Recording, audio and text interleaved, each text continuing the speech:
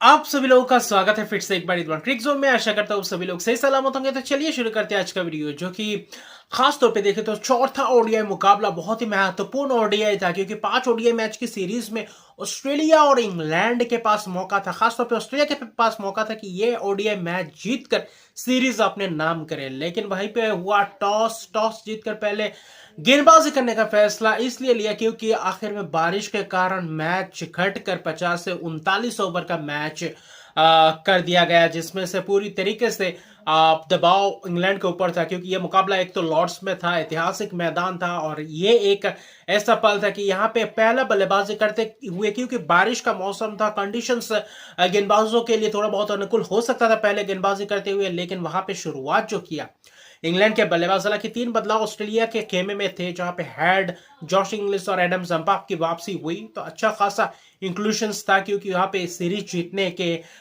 लिए ये सब प्लेइंग 11 सेट किए थे, और वही इंग्लैंड वही प्लेइंग 11 के साथ गए, कोई बदलाव नहीं था, और यही कहीं ना कहीं हैरी ब्रूक को मदद कर गया, क्योंकि जो पहले शुरुआत था सॉल्ट को थोड़ा बहुत शुरुआत मिला था, हालांकि स्टार्क जोश हेजलवुड ने वही अच्छी खासी गेंदबाजी की शुरुआत की, पावर प्ले भी अच्छा खासा घटा था। बेन डकट ने आज इस मुकाबले में चौथे ओडीआई में भी वही कारनामा करके दिखाया जो पिछले 3 ओडीआई में करते हुए रहे। तीसरे ओडीआई को छोड़ दे तो पहले 2 ओडीआई में भी जबरदस्त रन्स बटोरते हुए दिखाई दिया, और यही बेन डकट कहीं ना कहीं शुरुआत दिलवाता है। हालांकि जैम्पा के शिकार हो गए थे 63 रन की पारी के लिए, लेकिन जहां पे पार्टनरशिप की बात है, अच्छी खासी पार्टनरशिप्स करते हुए चले जा रहे थे। बेन डैकेट और हैरी ब्रूक के बीच जबरदस्त पार्टनरशिप, 79 रन की पार्टनरशिप। फिर देखें तो हैरी ब्रूक जेमी स्मिथ के बीच भी 75 रन की करीब पार्टनरशिप, क्योंकि डैकेट को एडम जंपा ने चलता किया था, वरना डैकेट एक अलग ही फ्लो में खेल रहे थे, 63 रन बनाया, अच्छा खासा स्ट्राइक रेट से खेला।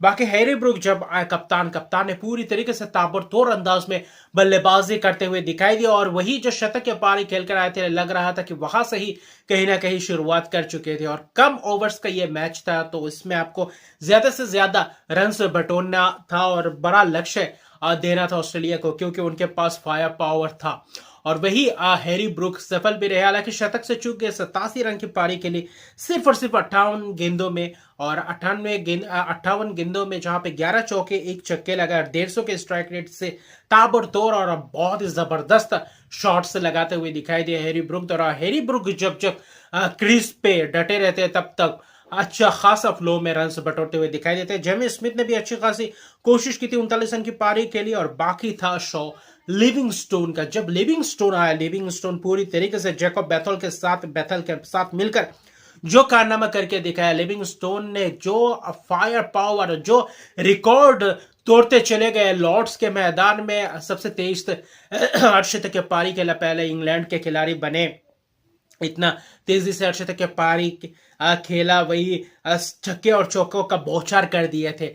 वो भी जो केमियो पारी खेला था, लगभग ये केमियो पारी सिर्फ और सिर्फ 27 गेंदों में 62 रन, यही इंपैक्टफुल पारी कहीं ना कहीं लिविंगस्टोन की ये पारी इंग्लैंड को आगे कहीं ना कहीं धकेल दिया, क्योंकि एक वक्त ऐसा लग रहा था कि शायद 240, 45, 50 तक रुक जाएगा, लेकिन ये जो प्रदर्शन आया, खासतौर पर आखिरी जो 4, 5, 6 ओवर की बात है, वहां पे पूरी तरीके से हर ओवर्स में लगभग छक्के चौके की बौछार कर दिए थे, और वही लिविंगस्टोन हर गेंद पे प्रहार करने की कोशिश, खासतौर पर मिचेल स्टार्क तो जो आखिरी ओवर किया था इनिंग्स का, वो 39वां ओवर, जहां पे 4 छक्के जरे और 1 चौका, जिसमें से 4 जबरदस्त और कड़ाकेदार शॉट्स और लंबे लंबे छक्के बरसते हुए दिखाई दिए। और स्टार्क पहले ऑस्ट्रेलिया खिलाड़ी बने जो ओडीआई में महंगे रहे, 28 रन दिए 1 ओवर में, जो ऑस्ट्रेलियाई खिलाड़ी स्टार्क ने चौथे ओडीआई में वो अपना नाम वहां पे दर्ज किया, सबसे महंगे खिलाड़ी जो 28 रन दिए और 1 ओवर में ओडीआई में। और वही Livingstone,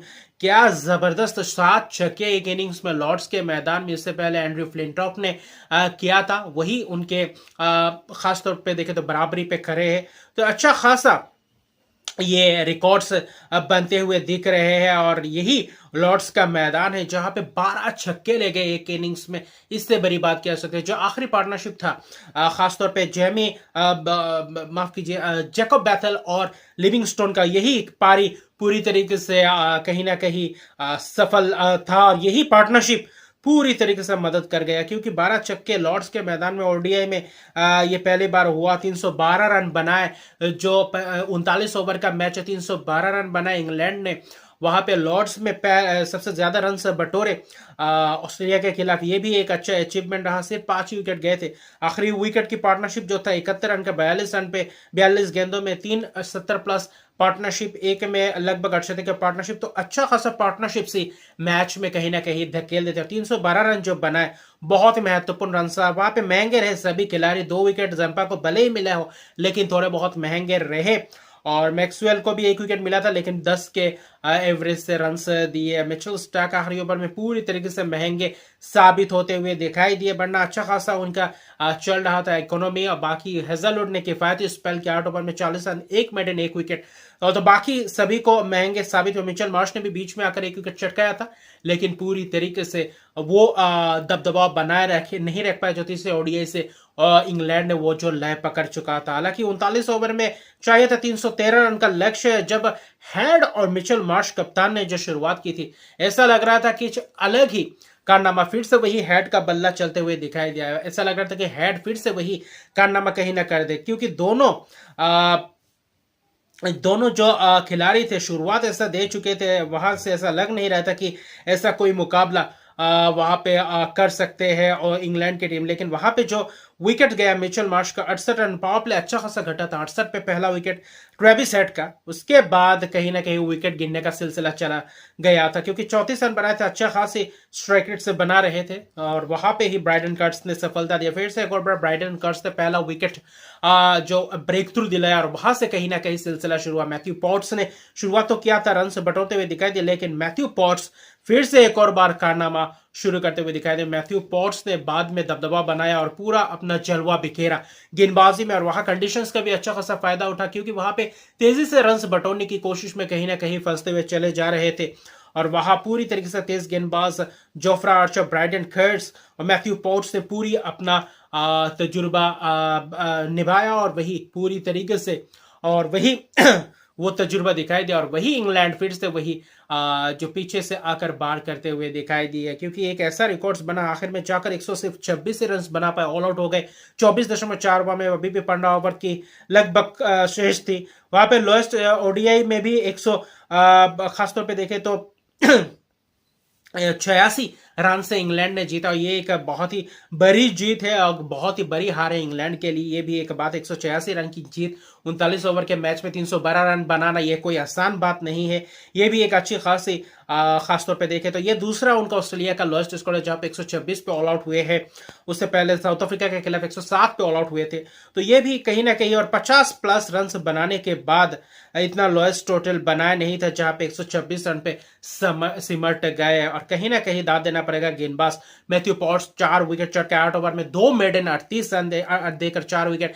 Jofra Archer 2 wicket 33 run देकर 3 विकेट। ब्राइडन कार्ड्स 6 ओवर में 36 रन देकर 1 विकेट। आदिल रशीद 4 ही गेंदबाजों का इस्तेमाल किया और पूरी तरीके से कोटा भी खत्म नहीं हुआ। Matthew Potts 4, 3 wicket Brydon cards, यही 2 गेंदबाज कहीं ना कहीं पूरी तरीके से दबदबा बनाए रखे। और मैक्सवेल का विकेट भी जबरदस्त विकेट चटका है, लेकिन बीच में कोई रन नहीं लगा पाए, पार्टनरशिप नहीं बचा पाया। हालांकि एक वक्त ऐसा लग रहा था एलेक्स कैरी और रेबॉर्ट जब थोड़ा बहुत रन पनपती हुई दिखाई दे रहा था पार्टनरशिप्स का, वहां पे एक ओवर लगातार 90 पे 80 पे 3 होने के बाद जो 96 पे 6 विकेट, जहां पे जो 3-4 रन के अंदर 3 विकेट गिर गए, वहां कहीं ना कहीं इंग्लिश, मार्नस लेबुशेन और ग्लेन मैक्सवेल वह कहीं ना कहीं मैच में पिचर गए और वहां से वापसी करना मुश्किल था। एलेक्स कैरी और एबॉट ने कोशिश की थी, ऐसा लग रहा था कि फिर से क्या एक और बार एलेक्स कैरी वही कारनामा करते हुए नजर आएंगे जो पिछले मुकाबले में भी करके दिखाया था। एक ऐसी परिस्थिति से निकाल कर लाए थे और वहां से भी ऑस्ट्रेलिया को जीत मिला था, लेकिन इस मुकाबले में संभव नहीं था। और कहीं ना कहीं गेंदबाजों को दाद देना पड़ेगा, जो गेंदबाजी की, जो अटैक के साथ गए, जो विकेट चटकाने के बाद जो दबाव बनाया, जो